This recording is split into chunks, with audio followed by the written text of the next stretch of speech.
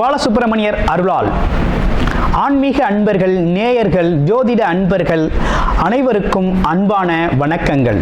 நான் உங்கள் வாழ்க வளமுடன் ஜோதிடர் ஸ்ரீ குரு சுந்தர வடிவேல். இப்போ பார்த்தீங்கன்னா 2025 நடக்க இருக்கிற தமிழ் புத்தாண்டு எப்படி இருக்குது, என்னென்ன விசேஷங்கள் இருக்குது, ஒவ்வொரு ராசிக்கும் எப்படி இருக்கும், என்ன செய்யலாம், என்ன செய்யக்கூடாது, என்ன விதமான வழிபாடுகள் செய்யணும், ஒவ்வொரு நட்சத்திரங்களுக்கும் என்ன விதமான பலன்கள் இருக்குது, இந்த ஆண்டு முழுவதும் இருக்கக்கூடிய கிரக பெயர்ச்சிகளால் ஏற்படக்கூடிய மாற்றங்கள் என்ன, வளர்ச்சி எப்படி இருக்கும், குடும்ப வாழ்க்கை எப்படி இருக்கும், சுப நிகழ்ச்சிகள் எப்படி இருக்கும், வீடு, வண்டி, வாகனம் மற்றும் அசையும் மற்றும் அசையா சொத்துக்கள் யாருக்கு அமையும், குழந்தை பாக்கியம் யாருக்கு கிடைக்கும் அப்படிங்கும் பல்வேறு விஷயங்களை பற்றி இந்த ஒரு வருடம் இருக்கக்கூடிய மொத்த பலனையும் நம்ம இந்த வீடியோ மூலமாக பார்க்க இருக்கிறோம்.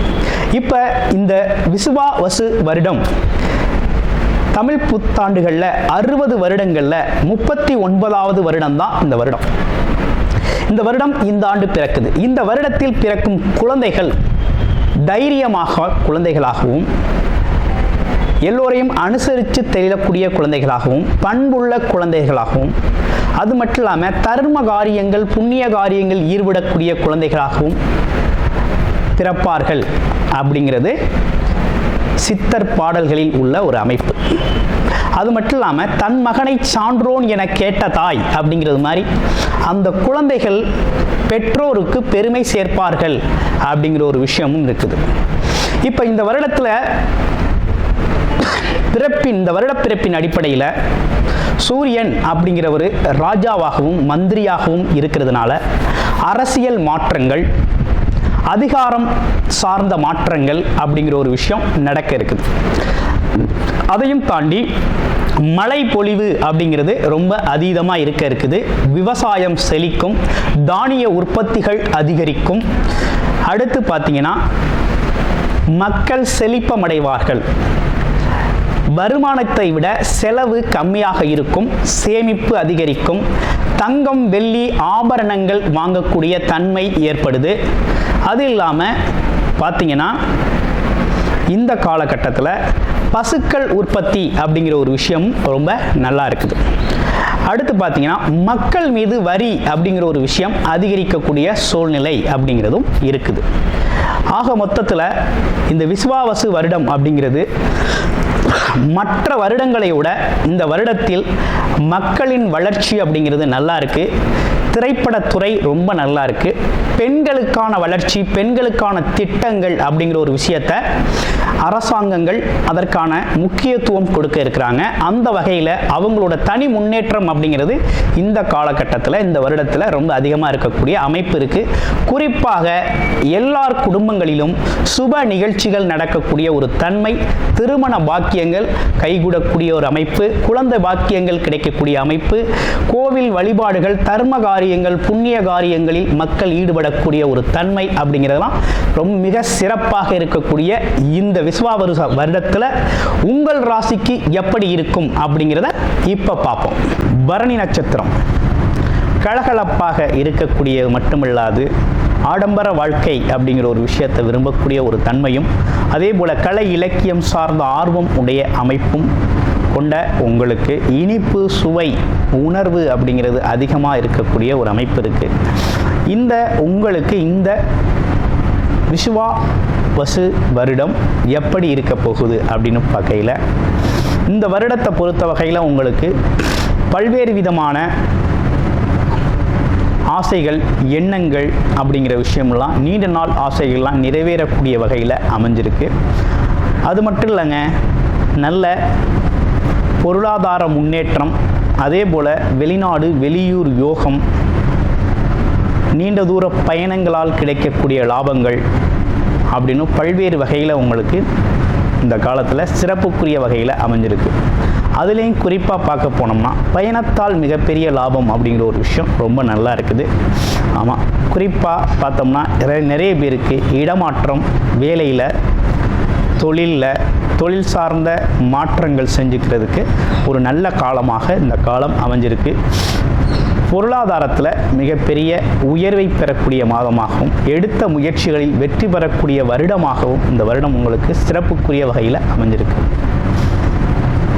அனைவருக்கும் இனிய புத்தாண்டு நல்வாழ்த்துக்கள். பூமிக்காரகனை ஆட்சி வீடாக கொண்ட மேசராசி அன்பர்களே, உங்களுக்கு இந்த தமிழ் புத்தாண்டு அப்படிங்கிறது எப்படி இருக்க போகுது அப்படின்னா, உங்களுடைய ராசிக்கு 2ஆம் இடம் சொல்லக்கூடிய தனஸ்தானத்தில் இருந்த குரு பகவான் பாக்யாதிபதி, உங்கள் ராசிக்கு பாக்யாதிபதி தனாதிபதியாக இருந்த குரு பகவான் 2ஆம் இடத்துல சஞ்சாரம் செஞ்சுக்கிட்டு இருந்தவர் இந்த வருடம் மே மாதம் 14ஆம் தேதி பார்த்தீங்கன்னா 3ஆம் இடத்துக்கு பெயர்ச்சி ஆகிறார்.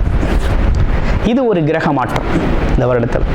அடுத்து உங்கள் ராசிக்கு ராகு கேதுக்கள் 12 6ஆம் இடங்களில் இருந்த ராகு கேதுக்கள் பார்த்தீங்கன்னா 11/5க்கு பெயர்ச்சி ஆகுறாங்க. 11ஆம் இடம் 5ஆம் இடம் பெயர்ச்சி அப்படிங்கிறது மே 18ஆம் தேதி நடக்குது. இவ்வருடம் முழுவதுமே பார்த்தீங்கன்னா சனி பகவான் உங்களுடைய ராசிக்கு 12ஆம் இடத்துல 7.5 சனியாக சஞ்சாரம் செய்வார். இதுதான் கிரகநிலை. இந்த கிரகநிலையை சொன்னவுடனே உங்களுக்கு எப்படி இருக்கும் அப்படிங்கிறத நீங்களே ஓரளவு தெரிந்து கொள்ள முடியும். இந்த இப்படிப்பட்ட கிரக சூழல் உங்களுக்கு என்னத்தை உருவாக்குதுன்னா மாற்றத்தை தருது. உத்தியோக மாற்றம், தொழில் மாற்றம் அப்படிங்கிற ஒரு விஷயம் உங்களுக்கு ஏற்படக்கூடிய ஒரு தன்மை அப்படிங்கிறது இந்த காலகட்டத்தில் இருக்குது. அடுத்து 2வது, எடுத்த முயற்சிகளில் வெற்றி நடக்குது. பல்வேறு விதமான முயற்சிகளை எடுத்து பார்த்தாச்சு, தடை தாமதம், ஒரு விதமான சோர்வு, நடக்குமா நடக்காதா அப்படிங்கிற ஒரு சந்தேகம், அலைச்சல், இப்படிப்பட்ட விஷயங்களுக்கெல்லாம் தீர்வாக இந்த காலகட்டத்தில் எடுக்கிற முயற்சிகள் தாமதமானாலும் நடக்கும்.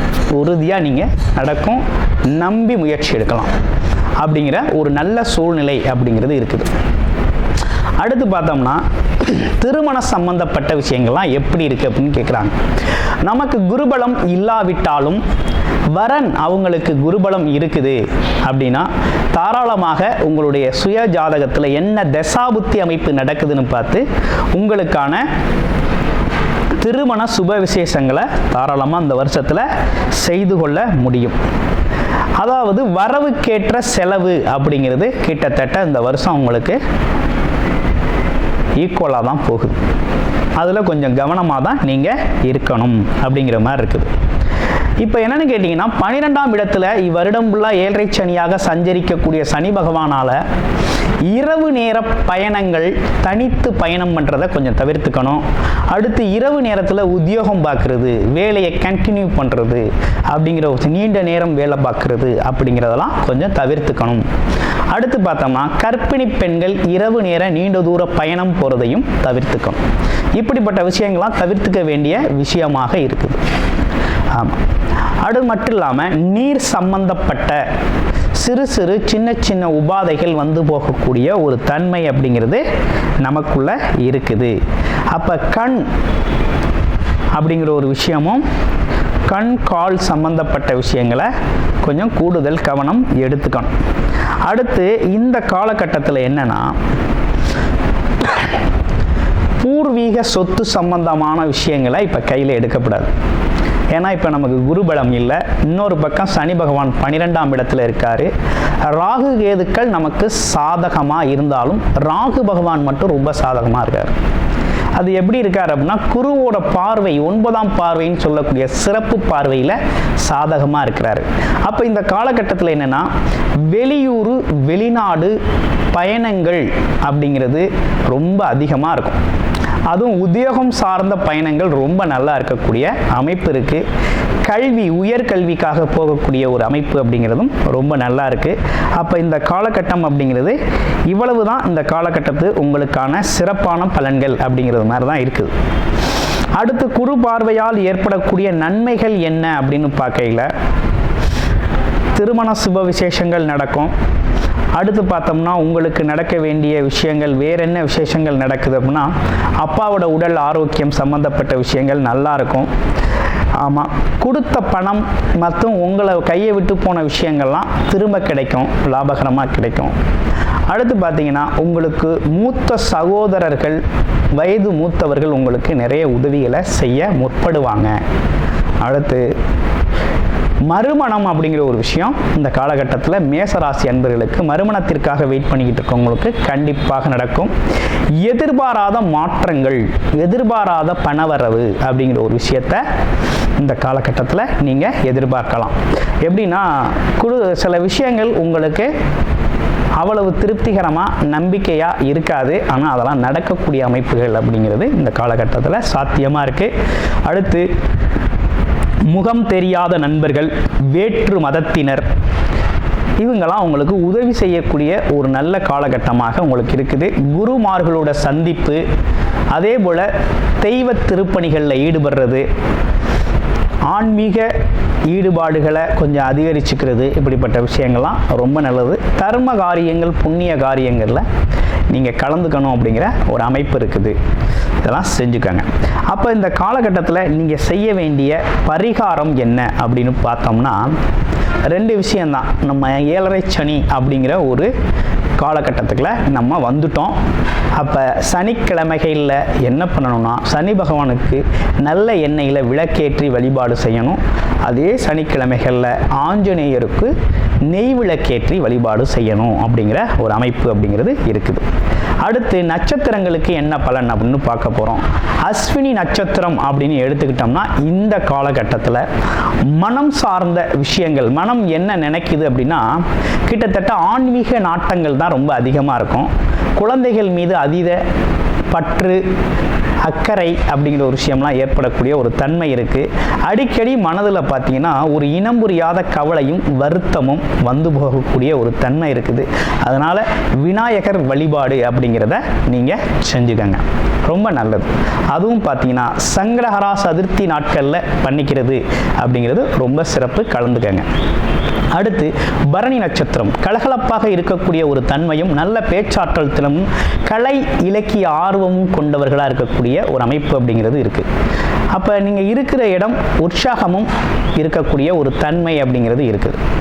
இப்போ உங்களுக்கு இந்த காலகட்டம் எப்படி இருக்குது அப்படின்னா வெளிநாடு வெளியூர் யோகங்கள் நல்லா இருக்குது. திருமண சுப விசேஷங்கள் நடந்தேறும் வாழ்க்கையில். அதே போல் பார்த்தீங்கன்னா நினைத்த பொருளை நினைத்த மாதிரி இந்த காலகட்டத்தில் அடையக்கூடிய ஒரு தன்மை அப்படிங்கிறது உருவாகிருக்குது. அப்போ ஆசைப்பட்ட விஷயத்தை இந்த காலகட்டத்தில் எதிர்பாராத ஆசைகள், நிறைவேறாத ஆசைகள்லாம் நிறைவேறக்கூடிய ஒரு அமைப்பு இருக்குது. அடுத்து பார்த்தீங்கன்னா உத்திரம் நட்சத்திரம். உத்திரம் நட்சத்திரத்துக்கு எப்படி இருக்குது அப்படின்னா உத்திரம் நட்சத்திரத்தை பொறுத்த வகையில் இந்த காலகட்டத்தில் அரசு சார்ந்த காரியங்களில் ஒரு திருப்திகரமான விஷயங்கள் இருக்கும். இடமாற்றம் சம்பந்தப்பட்ட விஷயங்கள் இருக்கும். வேலை மாற்றம், இடமாற்றம், பதவி உயர்வு அப்படிப்பட்ட விஷயங்களை எதிர்பார்க்கலாம். அரசியலில் இருக்கவங்களுக்கு பல்வேறு விதமான மாற்றங்களும் முன்னேற்றங்களும் ஏற்படக்கூடிய ஒரு அமைப்பு அப்படிங்கிறது உருவாகுது. அரசு காரியங்கள் திருப்தியாக முடியும். எதிர்பார்த்த விஷயங்கள் இளைஞர்களுக்கு எப்படி இருக்குது அப்படின்னு பார்க்கல. இளைஞர்களுக்கு பார்த்தீங்கன்னா இந்த காலகட்டத்தில் போட்டித் தேர்வுகளில் ஜெயிக்கக்கூடிய ஒரு அமைப்பு அப்படிங்கிறதும் உருவாயிருக்கு. உங்களை பொறுத்த வகையில் இந்த காலகட்டத்தில் பார்த்தீங்கன்னாக்க நீங்கள் வழிபட வேண்டிய ஒரு தெய்வம் அப்படின்னு எடுத்துக்கிட்டோம்னா இந்த காலகட்டத்தில் பார்த்தோம்னா பிரதோஷ வழிபாடு அப்படிங்கிறத தொடர்ச்சியாக நீங்கள் செஞ்சுக்கிட்டு வந்தீங்கன்னா ரொம்ப சிறப்பாக இருக்கும். நன்றி, வணக்கம், வாழ்த்துக்கள். கூடுதல் தகவலாக நேயர்களின் விருப்பத்திற்கிணங்க நமது ஸ்ரீ பாலசுப்பிரமணியர் ஆலயத்தில் அனைத்து விதமான சகல விதமான தோஷங்களும் நிவர்த்தி அடைய பரிகார பூஜைகள் தொடர்ச்சியாக நடக்க இருக்குது. அது மட்டும் இல்லாமல் திருமண தடை, குழந்தையின்மை, தொழில் முன்னேற்றம், வேலை வாய்ப்பு கிடைத்தல், ராகு கேது தோஷங்கள் நிவர்த்தி அடைய, குலதெய்வ அருள் கிடைக்க, கடன் பிரச்சனை தீர, வாழ்வில் பணம், பொருள், செல்வாக்கு அதிகரிக்க, இப்படிப்பட்ட விஷயங்களுக்காக பல்வேறு விதமான சகல பிரச்சனைகளுக்கும் தீர்வு கிடைக்கும் வகையில் பரிகார பூஜைகள் நமது ஸ்ரீ பாலசுப்பிரமணியர் ஆலயத்தில் நேயர்களின் விருப்பத்தின் பேரில் தொடர்ச்சியாக நடக்க இருக்கு. உங்களுக்கு விருப்பம் இருக்கும் பட்சத்தில் டிஸ்பிளேல தர நம்பருக்கு கால் பண்ணி உங்களுக்கான பரிகார பூஜைகளை ஸ்ரீ பாலசுப்பிரமணியர் ஆலயத்தில் செய்து கொள்ளலாம். நன்றி, வணக்கம்.